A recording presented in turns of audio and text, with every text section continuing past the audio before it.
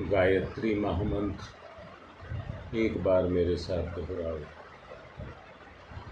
ओम भूर्भुवः स्वः तत्सवितुर्वरेण्यं भर्गो देवस्य धीमहि धियो यो नः प्रचोदयात्।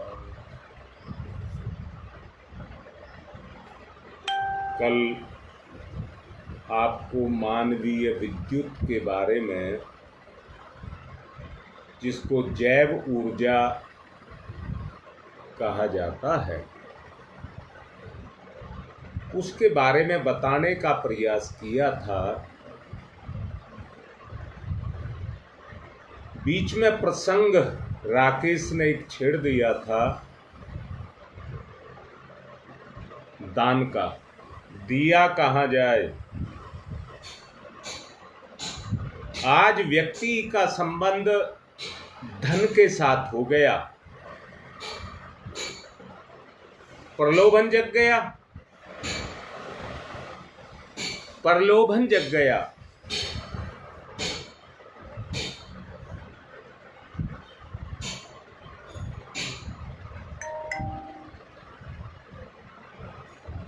कल बुराड़ी से रेनू मेरे से दान की बात कर रही थी और कल ही बात की थी, राकेश ने भी इसी बात को किया था। सच को जानना, अगर आपके पास धन है, वो निर्धन के भी पास है। जिसको संसार का निर्धन व्यक्ति कहा जाता है, उसके पास भी वो साधन है। यानी कि सा माने सहित और धन माने धन, हर एक के पास है। वो है शरीर बल, मनोबल और बुद्धि का बल। शरीर बल, मनोबल और बुद्धि का बल, ये जिस अनुपात में आपके अंदर होंगे, यहां एक बात और कहना चाहूंगा, उसको जोड़ लें। क्या जोड़ लें? सत्संग में जाने का मतलब है सत्य में अपने आप को ढालना, और कुसंग का मतलब है बुराइयों में अपने आप को ढालना। अब मैं आपसे अंदर से पूछता हूं, एक नशा करने वाला, एक भोग करने वाला, एक लोभ करने वाला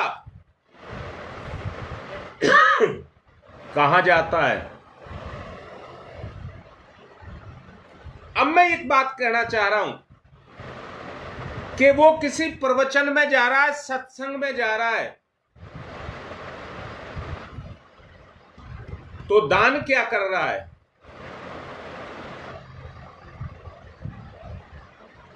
अगर सत्संग का प्रभाव पड़ेगा तो अंदर से अपनी कमियों, कमजोरियों और बुराइयों को दान करेगा। परंतु सत्संग में तो बैठा है,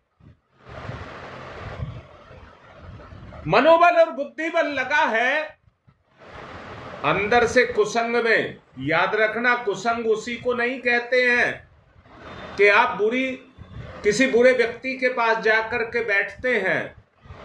बुरे व्यक्ति के पास तो तभी जाकर के बैठते हैं जब आप में बुराई है।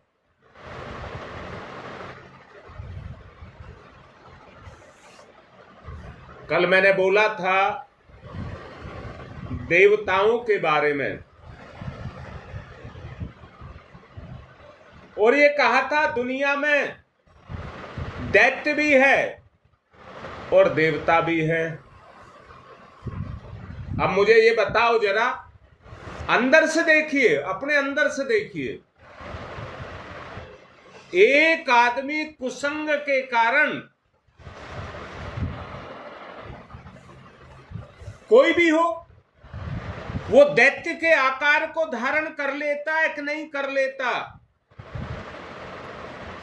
और प्रतिक्रिया कैसी होती है, उसकी जो प्रतिक्रिया होती है वो कैसी होती है।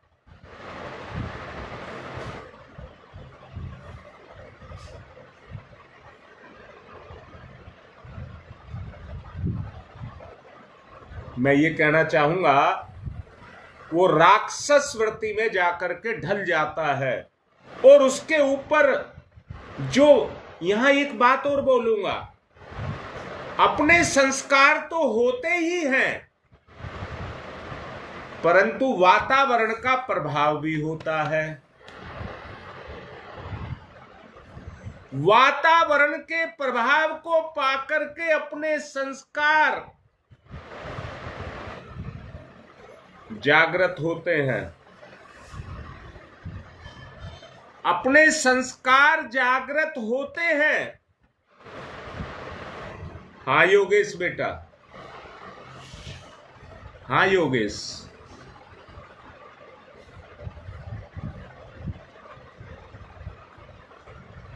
बेटा मैं अपनी तरफ से एक बात कहना चाहूंगा।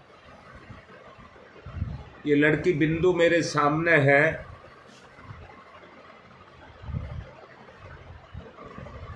और इसका पति विनोद,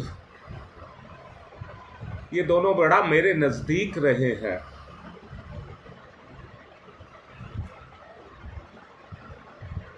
इसने मेरा साथ कभी नहीं छोड़ा, कभी नहीं छोड़ा।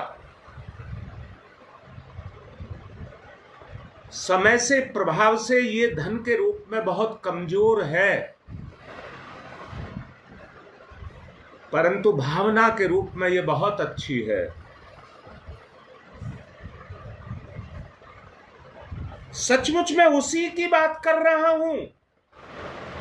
अगर संगति का प्रभाव इनके ऊपर है तो वो प्रभाव इनके बच्चों के ऊपर भी जाएगा और इनका कायाकल्प होगा। निश्चित कह रहा हूं, इनका कायाकल्प होगा। दुख, कमियां, दिक्कतें, ये सब कर्मों का प्रभाव है। अगर उस प्रभाव के अंदर व्यक्ति अपने आप को स्थिर रख पाता है, अपना शरीर बल, अपना मनोबल, अपना बौद्धिक बल, वो सच्चाई के साथ एक सत्य के रास्ते पर लगाता है, तो उस सत्य की धूप के प्रभाव के कारण, सत्य की धूप के प्रभाव असत्य निकल जाता है। आज पता नहीं कहां से आ गया ये फिर। मैं फिर से कह रहा हूं, अपने आप को ढालना है। दोबारा समझना, आपके शरीर, अपने शरीर बल को लगाना है।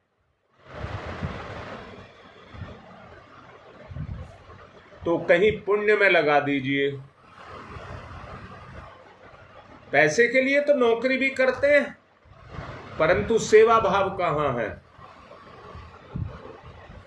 पैसे के लिए तो नौकरी भी करते हैं, सेवा भाव कहां है?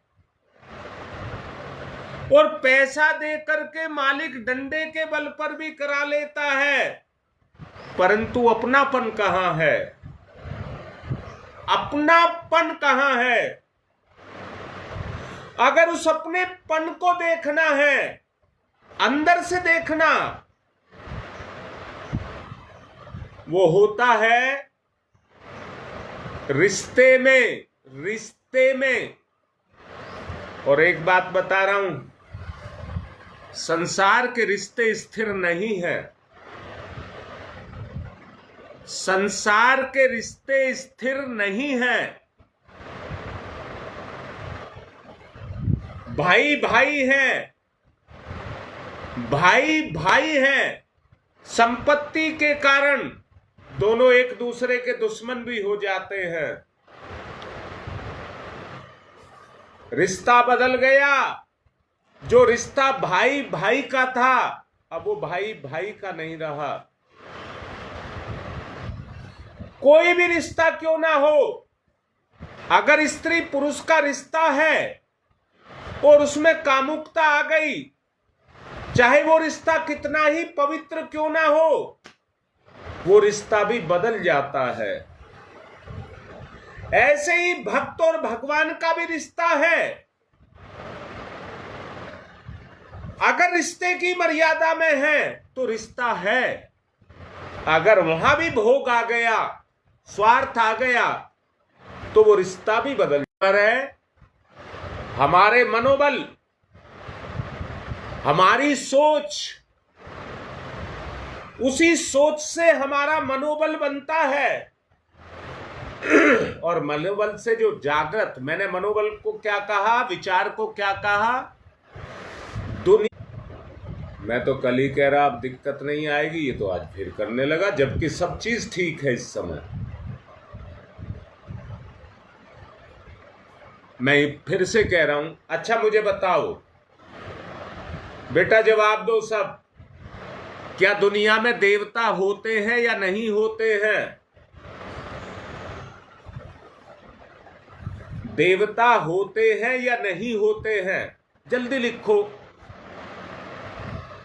और मुझे पता है आप लिखेंगे होते हैं, देवता होते हैं। आपके पैर छूने कब आए थे?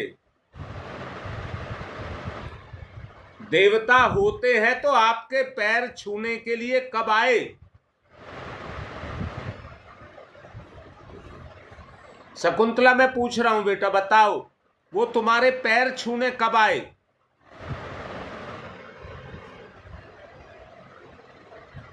तुम कहोगे हम ही उनके पैर छूते हैं, वो हमारे नहीं छूते।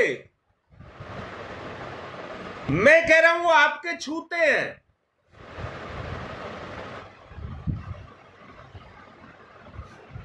बोलो बोलो बोलो।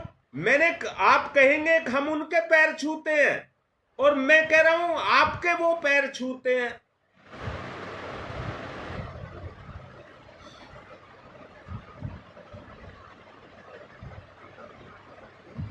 परंतु कब छूते हैं?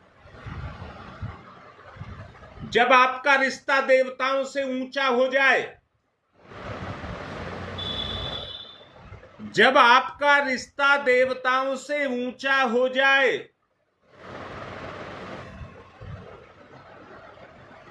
अब योगेश बताओ बेटा, तुमने ही लिखा है, वो गुण रूप में हमारे अंदर है। अरे तो उन गुणों को जागृत कर लो।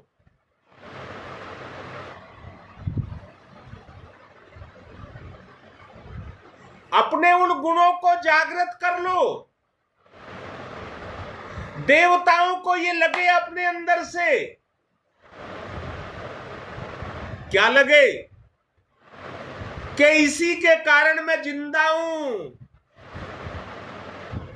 इसी के कारण धरती पर मैं जिंदा हूं, और यही मुझे क्रियाशील कर रहा है, इसी के कारण मेरी गति है, इसी के कारण मेरी गति है। निखिल देख बेटा, जो बात कहना चाह रहा हूं जरा उसको पकड़ समझ। क्या देवत्व के जागरण के बगैर हम किसी मंजिल को पा पाएंगे?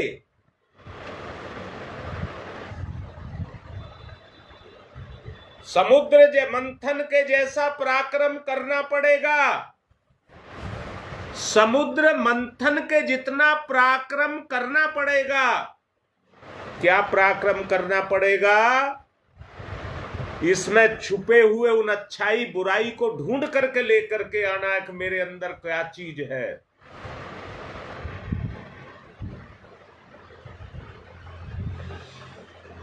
अगर अमर होना है अगर अमर होना है तो अमृत को पियो,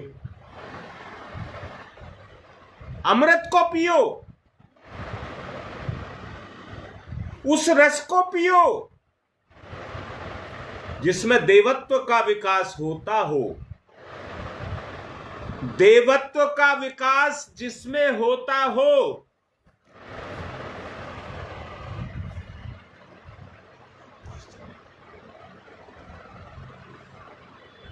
उस काम को करो, उस कार्य को करिए। अगर देवत्व के विकास का कार्य नहीं किया गया तो असुरता तो अपना काम कर रही है। सूरज नहीं होता तो रात तो होती ही है।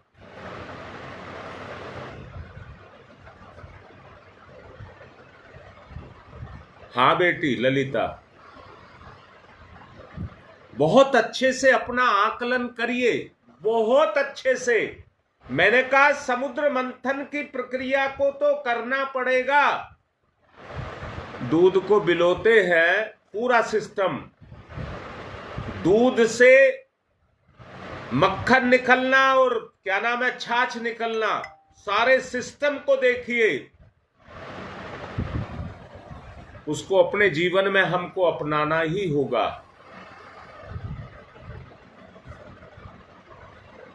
एक बात और कहना चाहूंगा, समुद्र मंथन की बात मैंने आपसे की। जो अपनी प्रतिभा को गुरु को दान कर देगा वो तभी करेगा जब गुरु अपने पुण्य को उसमें भर देगा।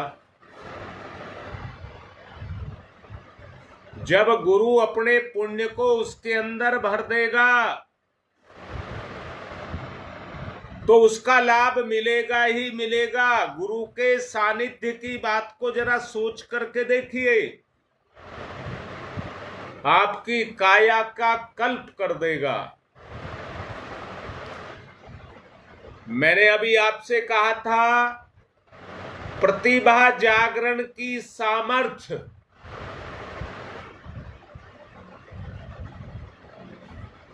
अगर है तो वो सत्संग में है। अब जरा गुरु के महत्व को समझ करके देखना, गुरु के महत्व को समझ करके देखना। जुड़ाव कैसा है, संग कैसा है, सत्संग या कुसंग?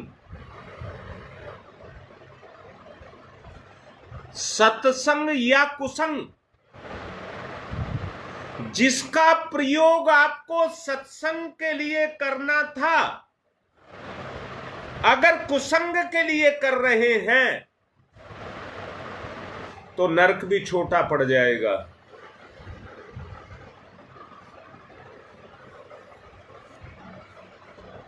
आज का सुख आपके जीवन को उजाड़ देगा। प्रतिभा को जागृत करना है और जागृत करके उसका स्थानांतरण करना है। पता नहीं क्या हो रहा है। मैंने एक बात पूछ रहा हूं, निखिल बता बेटा, लिख तो ठीक रहा है, पर मुझे एक बात बता बेटा, हर एक के साथ अपना रिश्ता है कि नहीं है, और रिश्ते के पीछे अपनी इच्छा है कि नहीं है? देख बेटा, अंदर से देख, रिश्ते के पीछे अपनी इच्छा काम कर रही है कि नहीं कर रही? एक मिलन, एक मिलन। अब यहां मैं पूछ रहा हूं, धन दौलत सुख का भी मिलन है, परंतु प्रतिभा का भी मिलन है, परंतु बुझे हुए दीपक का जलते हुए दीपक के साथ भी मिलन है। मिलन की बात कर रहा हूं। प्रतिभा जागरण के लिए प्रतिभा का मिलन प्रतिभा के साथ हो जाए। आदमी नकल करके सीखता है। आज हम बोल रहे हैं तो नकल से सीखा है। कैसे सीखा है? मेरी बुद्धि ने भी काम किया है। दोबारा बोल रहा हूं बेटा, सीखने में क्या हम इशारे नहीं करते हैं? देखे मैंने हाथ हिलाया, नहीं करते हैं तो हाथ भी कह रहा है नहीं, मुंह भी कह रहा है नहीं। जब ये प्रतिक्रिया आपकी चेतना पर होने लग जाती है तो आपकी चेतना में उसी तरह के भाव जगने लग जाते हैं। अर्थात मैं कहना क्या चाह रहा हूं, आपकी चेतना पूर्ण चेतना है। आपकी चेतना पूर्ण चेतना है, परंतु संसार के प्रभाव से मलिन होने के कारण राक्षसी वृत्तियां इसके अंदर अवतरित हो गई।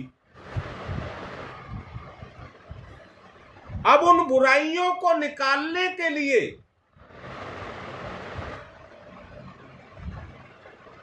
हमें समाज से उन अच्छाइयों को जगाना होगा। व्यक्ति व्यवहार से सीखता है। व्यक्ति व्यवहार से सीखता है। हां बेटा, यही है। अच्छा बताओ, व्यवहार से सीखता है कि नहीं सीखता?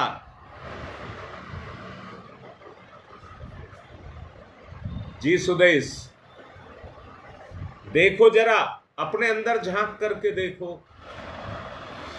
आप झांक करके देखेंगे तो आपको जरूरतें महसूस होंगी, जरूरतें महसूस होंगी। और उन जरूरतों को अगर आप पूरा कर सकते हैं तो अपने रिश्तों से कर सकते हैं। अब मुझे एक बात बताइए, आप लोगों ने भी देखा है, पाने के लिए आदमी अपने रिश्तों को खराब भी करता है, परंतु ना मिले तो रिश्ते में त्याग भी करता है। सविता बेटा, मेरा बच्चा मेरी इच्छा पूरी करेगा। क्यों करेगा? उसकी अपनी इच्छा है, तुम्हारी अपनी इच्छा है। यहां एक बात समझ लीजिए, अगर आपका मनोबल जगेगा, बढ़ेगा, तो वह आपकी प्रतिभा से बढ़ेगा। और वो तब बढ़ेगा जब तितिक्षा का गुण आएगा। तितिक्षा का गुण आएगा।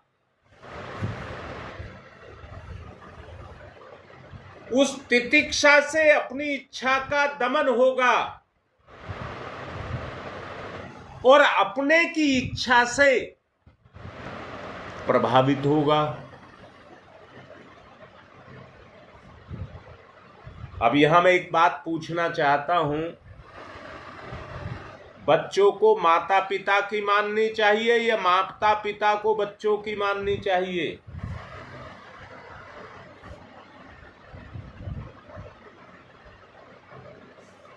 मैंने पूछा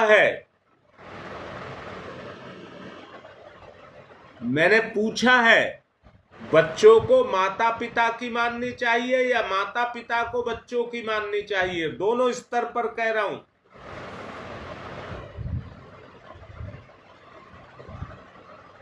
एक स्तर वो है जिसमें बच्चे नासमझ हैं, छोटे हैं। दोनों बात कही है, छोटे भी हैं और नासमझ हैं। बड़ा होकर के भी नासमझ हो सकता है।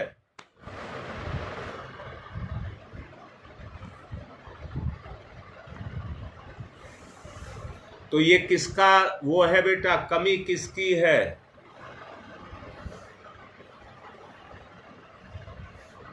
नहीं रीता, ये नहीं है। मैंने बोला है जो समझदार हो जाए, जो समझदार हो, सरोज ठीक लिख रही है, उसकी बात मान लेनी चाहिए। अगर ना समझ है तो बच्चों को माता पिता की बात माननी चाहिए और उस समझदारी को अपने अंदर उतार लेना चाहिए, उसमें और निखार लाना चाहिए, तितिक्षा से और निखार। अच्छा, यहां एक बात सोचने की है, तितिक्षा क्यों आवश्यक है?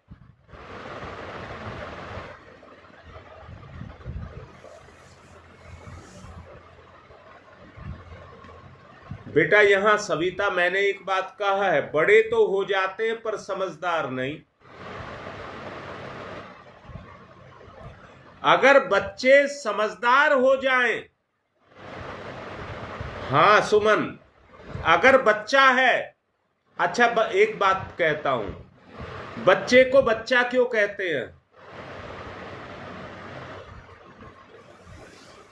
इसलिए उसको बुराइयों से बचा करके रखना होता है। जब वो बुराइयों से बचना सीख जाता है तो वो समझदार हो जाता है, फिर बुराइयों में नहीं फंसता। जब वो नहीं फंसता तो दूसरे क्यों फंसाएगा? जो हमें आगे बढ़ाए और अगर देवत्व को जगाना है तो तितिक्षा के गुण को जागृत करना होगा। तितिक्षा के गुण को जागृत करना होगा। हाँ बेटा सुमन, समझ ही सबसे बड़ी चीज है। बेटी शब्द को हल्के में मत लेना। समझ एक प्यास है।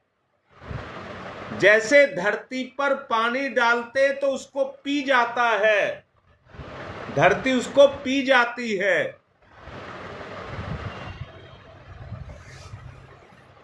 हाँ योगेश, तितिक्षा परिपक्व मैच्योर बनाती है, मैच्योर बनाती है। अच्छा किसको? मैंने सुना है पेड़ पर फल लगते हैं कच्चे,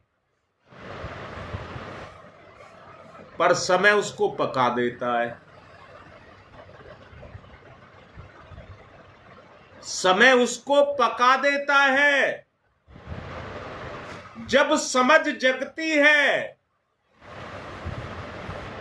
जब समझ जगती है और समझ की प्यास जगती है और वो संसार से उन गुणों को अपनी चेतना, शरीर नहीं बोल रहा हूं, मन नहीं बोल रहा हूं, इंद्रियां नहीं बोल रहा हूं,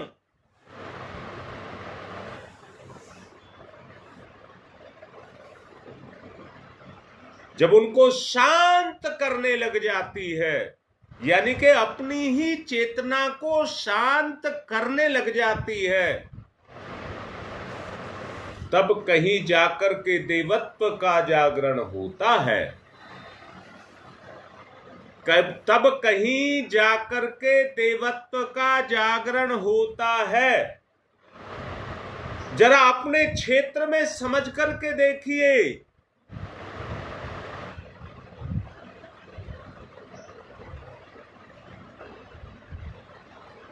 निखिल बेटा, शिक्षा देते नहीं है, करके दिखा देते हैं। अभी मैंने बिंदु के बारे में कहा है, वो तभी तक कमजोर है जब तक उसके बच्चे छोटे हैं, परंतु जब अंदर का सैलाब जगेगा तो सब पूर्ति कर देगा। हाँ बेटा, तप जो सम्मिलित हो जाए, तप इसी को कहते, तितिक्षा को ही तप कहते हैं। यानी कि हमारे चेतना में कोई गंदगी, कोई विकार जाने ना पाए। अच्छा, मुझे एक बात बताओ, लोभ मोह काम क्रोध इस दुनिया में है या नहीं है? और उनकी उत्पत्ति हमारे अंदर से है।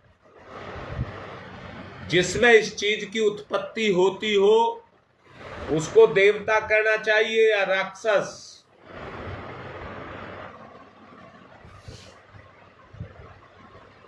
सोच करके देखिए।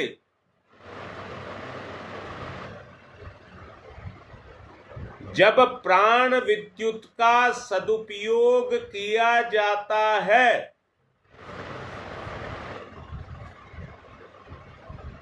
तो वो सारे अभावों को दूर करता है। जरा अपने जीवन में झांक करके देखना। अभाव की बात मैंने आपको कही है। सुख का अभाव, रोटी का अभाव, धन का अभाव, रिश्ते का अभाव, ये अभाव नहीं होते हैं ना। ये तो व्यवहार है। अच्छा, मुझे बताओ, जो कायर है, अकर्मण्य है, डरपोक है, आलसी है, उसमें आत्महीनता की ग्रंथि जागृत होगी या नहीं होगी?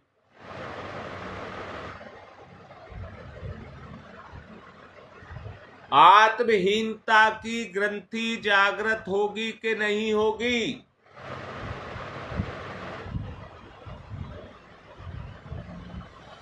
हाँ योगेश बेटा,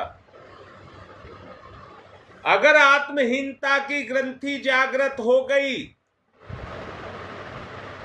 तो उसके गुण ग्रसित होंगे या नहीं होंगे? उसके गुण ग्रसित होंगे या नहीं होंगे? और गुण ग्रसित होंगे तो ऐसा समझना जैसे किसी चीज को गंडासा लेकर के काटना शुरू कर दिया। वो आपके गुणों की गर्दनों को काटता हुआ चला जाएगा। जो आपकी अंतरात्मा करना भी चाहती है वो करने ही नहीं देगा।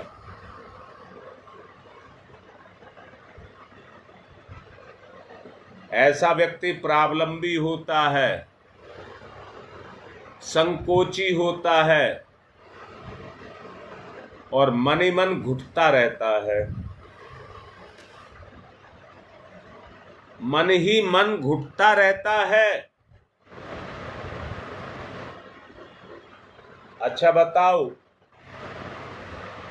सोचना, चाहना, कल्पना करना,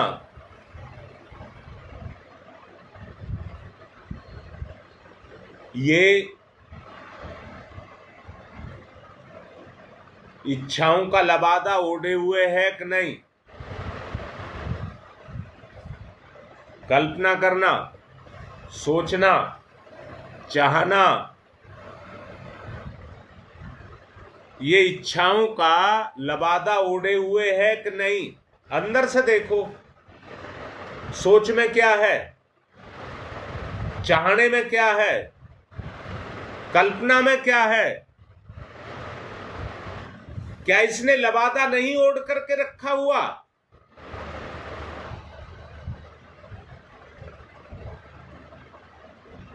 हाँ बेटा, बेटा देख, सच को देख। इन काम को, 3 काम मैंने कहा है, सोचना, चाहना और कल्पना करना, कौन नहीं करता? पर उसके सच को भी तो देखिए। लबादा मैंने इसलिए कहा है कि हम बाहर से तो पंडित बनना चाहते हैं, श्रेष्ठ बनना चाहते हैं, पर अंदर की स्थिति को देखिए क्या है।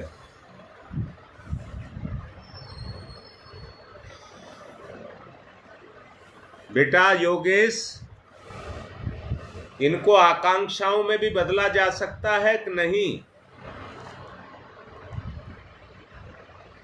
आकांक्षाओं में बदला जा सकता है कि नहीं?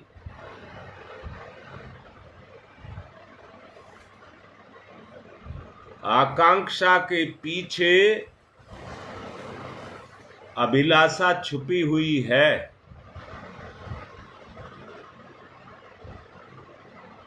संजोए हुए है आदमी अपने आप को।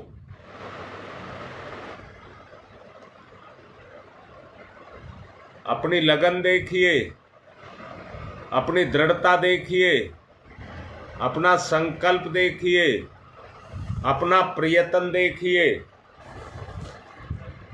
तो आपको पता लगेगा आपकी परायणता किसमें है। आपकी परायणता किसमें है, ये आपको देखना पड़ेगा। कही थी ओजस, तेजस, वर्चस। ये कल मैंने बात कही थी। जैव विद्युत तो अपना काम कर रही है। जैव विद्युत, मैं फिर से कह रहा हूं, अच्छा बेटा, आकांक्षा कैसे पूरी हो बताता हूं। तितिक्षा से। तितिक्षा से। मैं फिर से कह रहा हूं बेटा, जिसमें लगन है, दृढ़ता है, संकल्प है और अनवरत रूप से चल रहा है, उसकी अभिलाषा जरूर पूर्ण होगी, जरूर पूर्ण होगी। पूजा देख लीजिए बेटा, कोई नहीं रोक सकेगा। मैं कल एक बात समझाऊंगा, कल तेरी बात को बेटा कल पूरी करूंगा। बहुत अच्छी बात कही है, हमारी आकांक्षा कैसे पूरी हो, इसको कल एक विषय बनाएंगे और कल फिर इसी पर बोलेंगे सारा।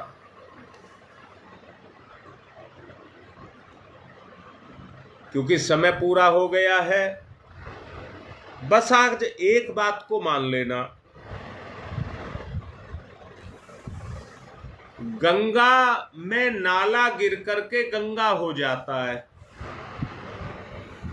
नाला पतंग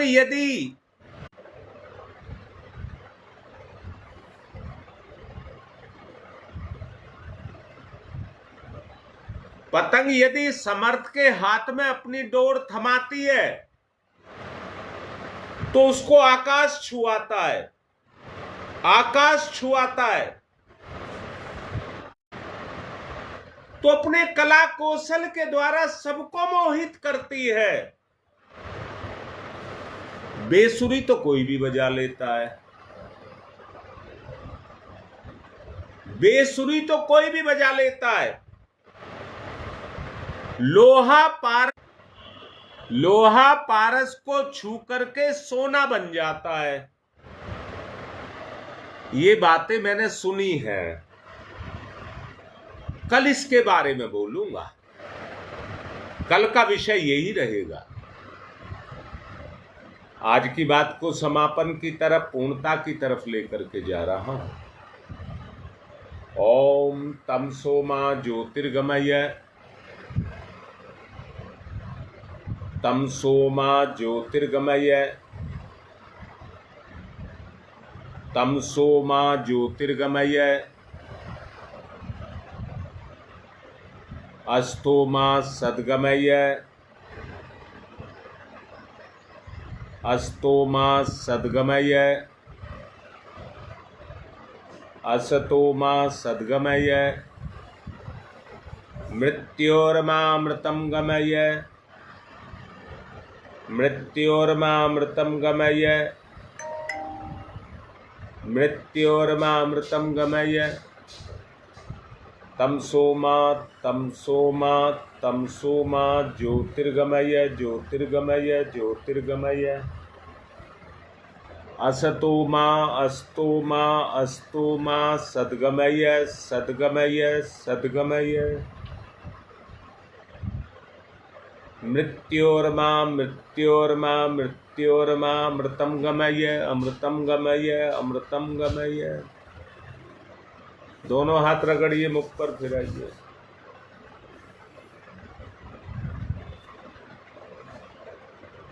बेटा सरोज, सच में लिख तो बहुत अच्छी बात रही है, गंभीर होकर के कह रहा हूं, ये मेरे जीवन में उतर जाए और स्थिरता आने लग जाए।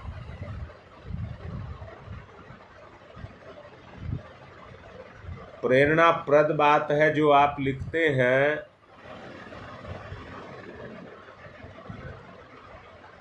मेरे लिए तो लिखते हैं, मुझे वैसा बन जाना चाहिए। जो आप लिख रहे हैं सोच समझ करके, समुद्र मंथन है ये बेटा, समुद्र मंथन। तो जो अमृत निकला है उसे मुझे पी जाना चाहिए, बस इतना कहूंगा। आज की बात को यहीं विराम दे रहा हूं। आशा करता हूं आप पूरा चिंतन मनन करेंगे।